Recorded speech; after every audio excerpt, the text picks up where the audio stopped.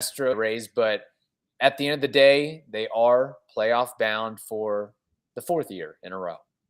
Yes, a lot of things to celebrate, a lot of not so many good things, like you said on the weekend series, but let's talk about all of it starting right now.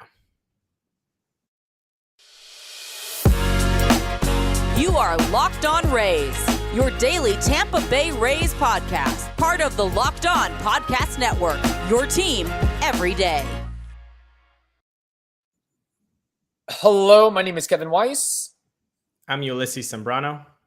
And we are the host of the Locked On Rays podcast, part of the Locked On Podcast Network. Thank you for making Locked On Rays your very first listen every day.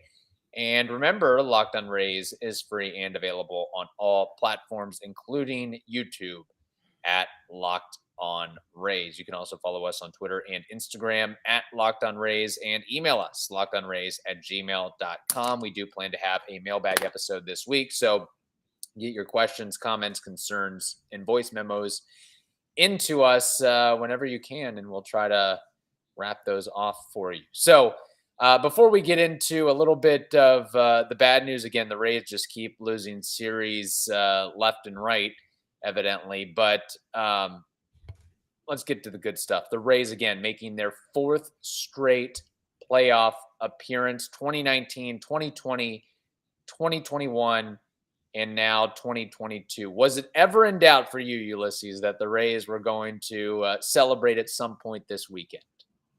First, before answering that question, I want to make it known that ever since this podcast started on June 10th, 2019, the Rays have always gone to the postseason. Correlation, causation, I don't know. You be the judge, but that is the facts. Now, to answer your question, Kevin, no. And if you go and roll the tape back in any other episodes, I always said, yes, they're going to make it. Was it frustrating at times? Bleep, yeah. Bleep and bleep, yeah. It was frustrating. It still is frustrating when you have games like on Sunday, for example. But overall, tremendous work by this by this team of players, and not only the 26 in the active roster. Thank you, Brett Phillips. Thank you. Thank you, Chris Well. Thank you, Dustin Knight. Master Boney played a part in it. Like every single player that put on the Rays uniform, they did something to help. Yacobonis. Does anybody remember Yacobonis? I do. Thank you, Yacobonis. Hope you're doing well in AAA. Everybody really helped this team. Even a guy coming back from Tommy John, like Tyler Glasnow, putting in his 3 innings of work and looking great. It was never in doubt. It was frustrating at times. And the only thing that I'm really frustrated mostly about is that the Rays are not going to get to the 90 win standard, which is a really good season. That just because you get into the playoffs doesn't mean like, oh, they didn't get 90 wins. No, they got it. That's the bigger picture. But as an aside, you also like to hit the 90 to feel really good, and they're just shy about that. Yeah. More broadly, of course, the Rays making 4 straight playoff berths, 8th in the last 15 years. Only the Braves, Cardinals, Dodgers, and Yankees have done that. And yes, while it seems like, and I'm glad you mentioned some of those other bit contributors to the Rays getting to where they have gotten to this season. Over 60 players were used on the active roster for the Rays. So when Mike Zunino was out, when Brandon Lau was out, when Kevin Kiermaier was out, when Andrew Kittredge and JP Fireeisen was out. I mean, just it goes on and on. When Wander Franco and Hale Ramirez and Manny Margot and so many others have missed big chunks of time, there have been other guys that have stepped up in their stead. Now, I guess moving on a little bit and big picture here. So 2019, 2020, 2021, and now 2022. I guess I'll go ahead and throw this out. I guess I'll go ahead and ask it. Is your confidence level going into the playoffs of this respective team lower than those other respective teams of 2019, 2020, and 2021. And I know the regular season is not over yet, but still. I think so. And if you just take the first barometer that I was just mentioning, that the wins, 2019, 96 wins. Yes. Okay. Even the 2018 team, which was basically a college team, right? They hit 90 wins. So I am not as confident, and that doesn't mean, before any keyboard warriors come at us on social media and on YouTube comments, that doesn't mean that the players are worse. It's just some of them are underperforming, and some of them have been hurt for so long that the bottom line, got skewed into the wrong side. And also, they're not even available. I mean, Brendan Lau is not available. Yes. A Mike Zunino with 30 home run pop is not available. Anybody who has pop is not available. Either they've been traded away, or they're not really flexing their muscles for the pop. I mean, David Peralta is still have yet to hit a home run for the Rays this season. So, yeah, the confidence level is definitely lower than in years past, and I think with good reason. Right. And let's be frank here. If not for expanded playoffs, the Rays would be on the outside looking in for a playoff spot.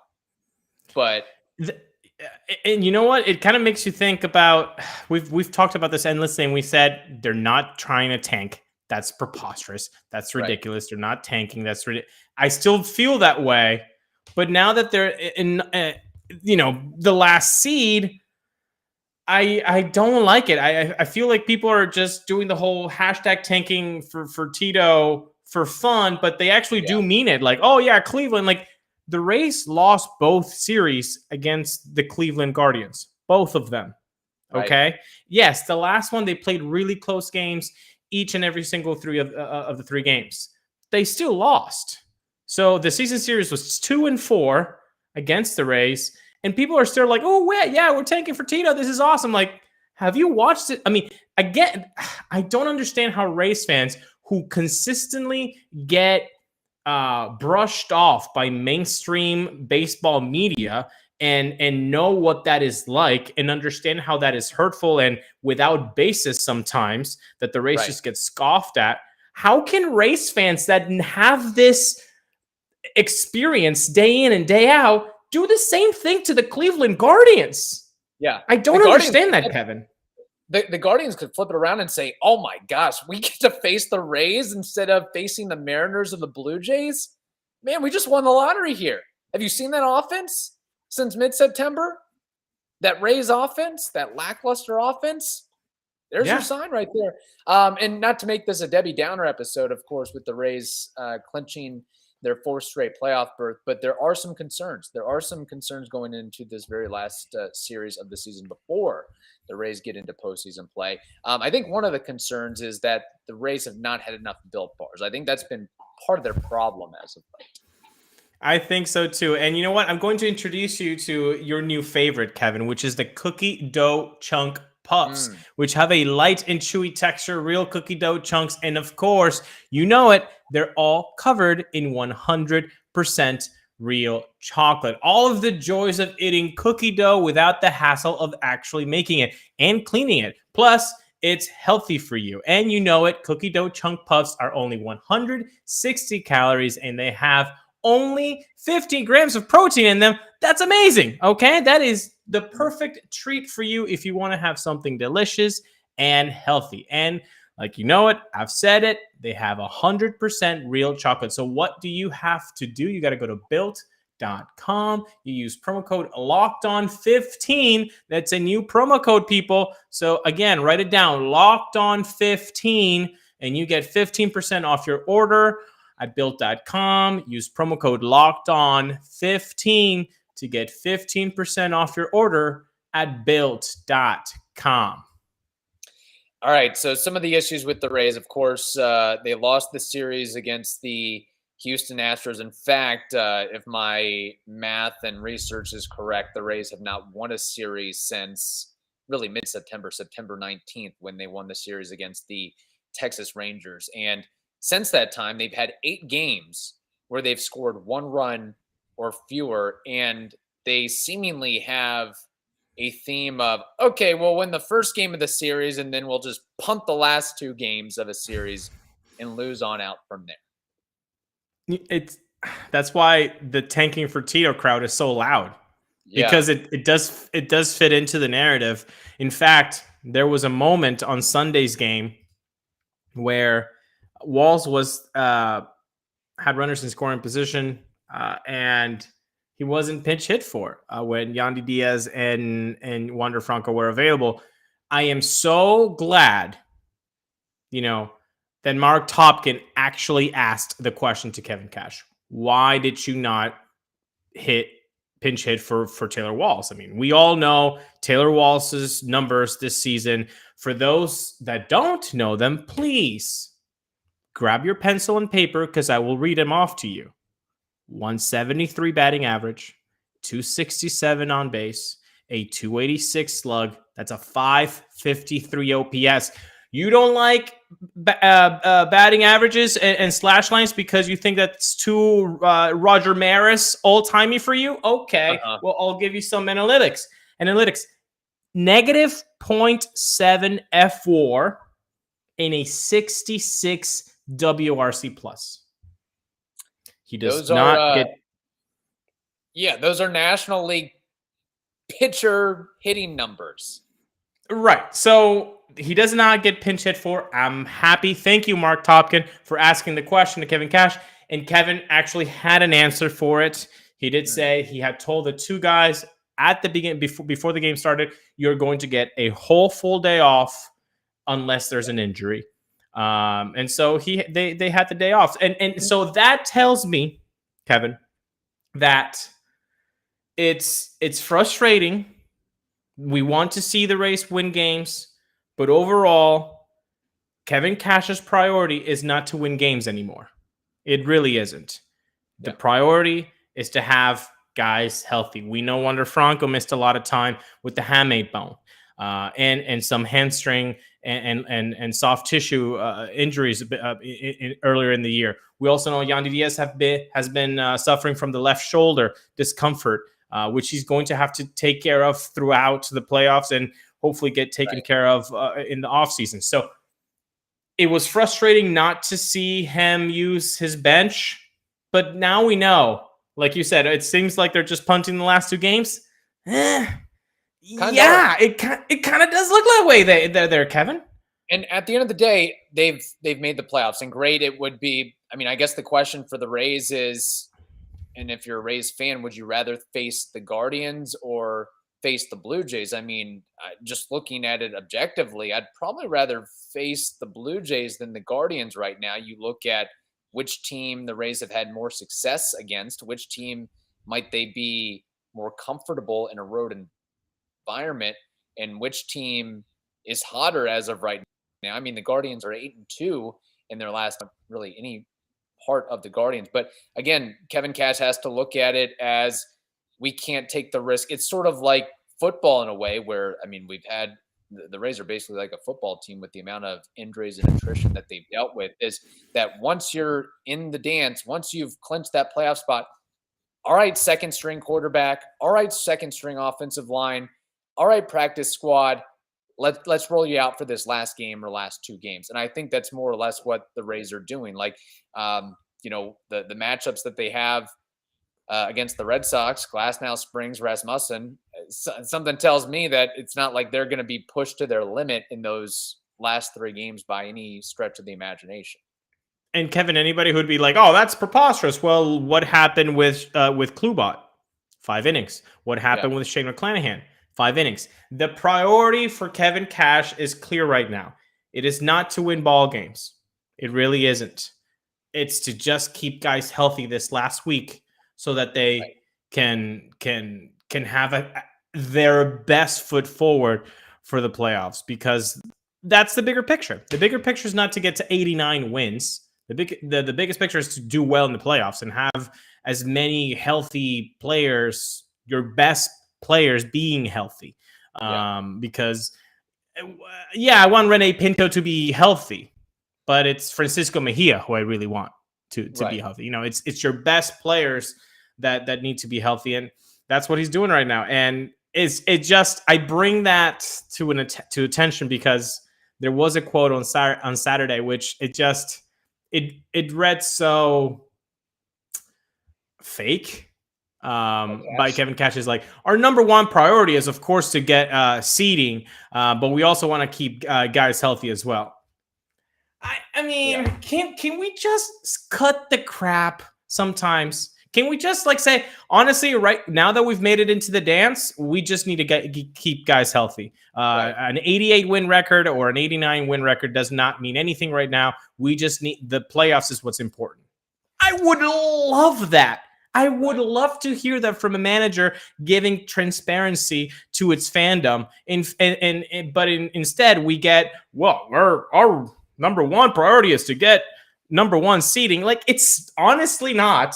It's really not when you're using the players the way that you are, which I'm not judging you about. I think you're doing the right thing. I'm just judging the lip service that you're giving us. Yeah, a couple things. First off, I'm surprised that Mark Tompkins stuck around for Game 3 because he's usually on a plane to the next city and has the backup, the correspondent, the freelancer that's filling in for pinch hit duty, if you will. The other thing, too, is I wonder if this would be a different game plan scenario and storyline for the Rays if they had a legit shot at that top wild card. If they were within a half game or a game of the Blue Jays and they understand the importance of getting that home field advantage as opposed to, I kind of glossed over it, I guess, a little bit. Who would you rather face, Cleveland or Toronto? Maybe it doesn't matter for the Rays. Maybe it's just it would be great if we faced Toronto instead of Cleveland, but our bigger priority and focus is making sure that we have our studs ready for whoever we play. And whoever we play, it doesn't matter if those guys aren't healthy or if something happens to them or if they're not at 100% health. Maybe that whole idea started with not winning that Toronto series at home. Yeah. Not winning any series since, not winning a series in their last 4 or 5, whatever it is now. But that was a big swing because it was the Blue Jays. It was a 2-game swing by not really capitalizing on those first 2 victories and then just kind of splitting that series at the top. It really, maybe that's what started the look. Now this is going to be really tough and we should just keep guys healthy. Maybe it started a little bit later, but regardless, I look at the motto that the Rays have built since 2018. It's try to get into the playoffs as many times as possible, get as many bites of the apple, because one of those, you're going to win it all. The more tries that you get. It doesn't really matter to them if they face the Jays, the Mariners, or the Guardians, because they said the playoffs is a crapshoot. This is the whole mentality. Anything can happen in the playoffs. Anything can happen in a 3, 5, or 7-game series. And if you're a Rays fan and you're saying, what? That's preposterous. The Rays lost against the Cincinnati Reds, and by loss a series, I mean they got swept. Yeah. They got swept. Does that mean that the Reds are a better team than the Rays? No. So anything can happen in a 3-game series, 5-game series, 7 games. So it really does not matter in their viewpoint if it's the Jays, the Mariners, or the Guardians that they're facing. I mean, look at last year for the Rays. Team 100 wins and a bad call, multiple bad calls, a bad bounce, some bad luck, and we're out of the playoffs. What the hell happened just now? That can happen. And this also could be a Rays team where they're limping into the playoffs and then they suddenly get hot and they go on a crazy 2-week stretch. This team that, again, is 21st in runs scored, 25th in OPS, 26th in home runs. They could have a string where even against, whether they're facing Shane Bieber and Tristan McKenzie and Cal Quantrill. I mean, I don't think they're going to, run up the scoreboard, but they lean into a couple, and how they score 4, 5, 6 runs in this series and moving on to the ALDS? Sometimes that's Kevin, the way the cookie crumbles. Would you have put money that the 100 wins Rays would have not even seen a game 5? Yeah. In last year's ALDS? No. We all felt so comfortable with that offense. And it's not like the offense was shaky or didn't appear like it did enough to win. It was, on the contrary, it was the rookie pitching that really, kind of had a tough time with the bright lights. I don't see that being the case this year. I don't think Shane McClanahan or Tyler Glasnow or Jeffrey Springs or Drew Rasmussen. Oh, don't tell me that Shane McClanahan and Drew Rasmussen don't have the biggest poker chip on their shoulder that they're going to be like, I'm going to shove. I've been carrying this for a year. I'm going to shove. Like those guys. So I have no problem with the pitching and the bullpen. I feel like they're going to be okay. It's the offense. Do we trust that offense? Is David Peralta going to be okay with his hip? My goodness. He was taken out in the first inning. I know Cash said, I'm not overly concerned. Fine. They asked Yandy, is your left shoulder okay? He said, if it was tomorrow, the wild card game, I would be 100% in the lineup. Fine. Wander Franco, apparently it's okay. I'm worried about the offense because I don't think there's anything to worry about in the pitching side of things. I don't know if you agree with that. No, I agree with that. And David Peralta, you hope he's okay because while he has yet to hit the long ball for the Rays, for one, congratulations to him on getting 1,000 career hits. That is a really tremendous milestone. But since he was acquired, he's been very critical defensively. He's been critical with clutch hits, whether it's tying go-ahead RBIs or whatever it may be, or getting on base. And he's 4th in doubles and tied for 4th in RBIs since the All-Star break on the Rays. So while we haven't seen the power output that we would expect, and not to mention just the veteran presence and the middle of the order, the type of guy that he is to the clubhouse, just like nobody talks about Robbie Grossman, but Robbie Grossman, for whichever team he plays on, has an impact on those younger players. And I think that's something that doesn't get talked about enough. So, you hope that he's healthy because it's like David Peralta's out. Who are you replacing him with? Who are you giving those at-bats to? And the person that you give who would take his at-bats, are they going to be comfortable in the big moment of the playoffs? I think David Peralta can handle it, even though has he been in a playoff game? Only once. Once has he been in the playoffs before with the Diamondbacks. So it's been a minute. But he's a 35-year-old. He's a decorated veteran. So yeah. Again, 1,000 hits, like you said. Like this guy has seen a lot of pitching, a lot of things in the game. So I wouldn't put him as like, oh, he's gonna have some nerves. Like, no, that's gonna be fine. But yeah, you're right. The offense. I mean, is Isaac Paredes going to make the playoff roster? Because if he doesn't make the playoff roster, it's Randy Arozarena, and who else is providing? Nobody really. Yeah. And we've got question marks. I know Ji-Man Choi has started to heat up somewhat. Very in light color, not bolded. Heated up. Is he an option for the playoff roster? I mean, analytics guys, let's go plug your ears. He's been hitting under 200 since the All-Star break. I've never and a little aside for the analytics crowd. Show me a player that has hit less than 100 and been a really good player, like a productive player. Like it doesn't exist. Maybe so maybe Grandal, Yasmani Grandal. All right. One guy in 150 years of baseball. So yeah, exactly. There's an outlier. Like there aren't many guys who can hit less than 200 and be productive. So I know we want to dismiss batting average. And again, I've said this before, do not only look at one category and then make a whole picture of a player. That's wrong. You should never do that. But show me a player that hits less than 200 and is really productive, and I'll show you Yasmani Grandal's picture, and that's the only picture that you'll see. That's it. So he's been hitting less than 200. Is he an option for the playoffs? Well, yeah. I mean, I think the concern is that, a lot of concerns about the offense going into the playoffs, especially when you're facing really, really good pitching and it only continues to get better. Okay, Randy, we know about his playoff protege. Could teams just not do the Aaron Judge approach and pitch around him and make Wander beat you? I mean, he probably can, but who else is going to beat you consistently? Or are they going to have enough guys that can strap together a walk and a hit and a base hit and do something with runners in scoring position to get the ball rolling? And they don't have that. Okay, we got 2 guys on, 1 swing of the bat, and we got 3 runs. That's not happening in this postseason. That's a big concern.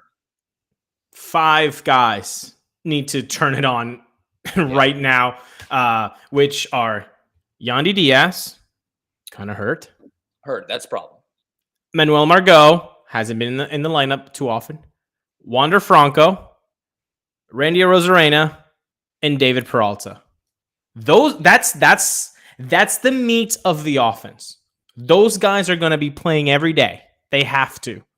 And so you're not only depending on one guy. So when I'm saying that those 5 guys need to turn it on, it's that maybe Yandy and Manuel Margot and Randy are the big guys on Friday's wild card game. And then on Saturday, it's David Peralta and whoever I didn't mention on Friday because I forgot. So it has to be a revolving, offense that gets it done. It's not, the Yankee show where it's going to be Aaron Judge every day. The Rays are not built that way. They have to, have multiple guys hot at the same time. And so has this Rays offense actually shown that in 2022? Yeah, for about 6 weeks. They did that in August, like late July, August, early September. They really showed that they could do that. Can they do it again for the next 3 weeks? Not to put pressure on the Rays pitching staff, but generally speaking, are they going to have to hold their playoff opponents to 2 runs or fewer pretty much every game? I mean, Evan Klosky has set this point on the podcast multiple times. 4 is the magic number.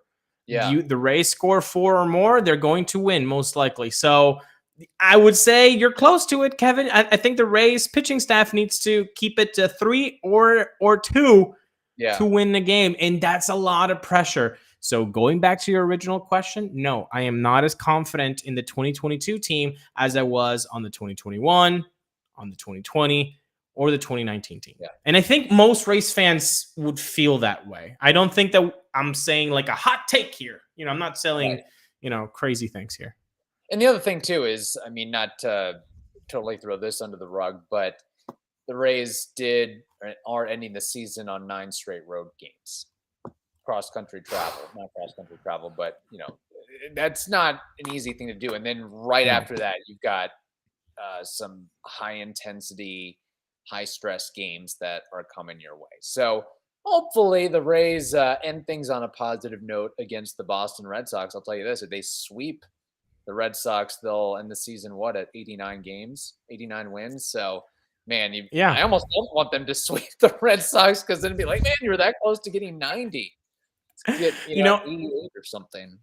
I'll take a win the first game, win on the last game to get like a good flavor in your mouth before the wild card. Maybe lose the meat of that sandwich series. But what I want is Glass now. This is what I'm looking forward to. Glass now. He did 3 innings, 50 pitches. He looked great. Honestly, right before that home run, I was yelling at the TV. I'm not yelling, but I was telling at the TV, go fastball. Like, it's a 3-1 count. You're not going to lose this guy who's hitting 170 by throwing a curveball in the dirt. Like, just throw him a fastball right down the middle. If he hits it out, he hits it out. And as soon as he came out, boom, he hits it. I'm like, you know what? Fine. That's exactly what you needed to do. But anyway, Tyler Glasnow, 50 pitches, 3 innings. He looked great. His stuff looked great. And apparently he's super healthy. Fantastic. Now, what we're looking forward is 4 innings / 65 pitches. Because if he's able to do that, Kevin, for the playoffs, he could be stretched out to 5 innings, 80 pitches. And boy, that would just give so much of a punch in the face to whoever we're facing. Yes, that is needed. That is needed. And he is one of the steps to, hey, if you're going to hold your opponent to 2 runs or fewer, that would be one of the guys to be able to do that. I don't know if, I mean, it's great to have Glasnow back, but it almost makes me think of like how much I long for the Blake Snell, Glasnow, Charlie Morton trio in the playoffs. It's like we don't quite have that, but it's still a really solid rotation and pitching staff that the Rays are going to put forth. And that is something that we'll be talking about as the week goes on and as the Rays begin their playoff trek. So anyway, I know there were some not so positive things we talked about today, but rejoice in the fact that the Rays are back in the dance and anything can happen in that dance. Yes. I doubt this thing's going to go chalk. I doubt it's going to be who has the best record in the American League. Is it the Astros versus who has the best record in the National League? The Dodgers? I doubt it's going to be those 2 teams in the World Series. Exactly. It probably should be if you just look at their rosters top to bottom, but that's usually not how it tracks out to be. So, correct. All right. Yeah. Thank you for making the Locked On Rays podcast your very first listen every day. Now make your second listen the Locked On MLB podcast. That is also free and available on all platforms. Hope you all have a wonderful day. Stay safe, and we will talk to you on Tuesday.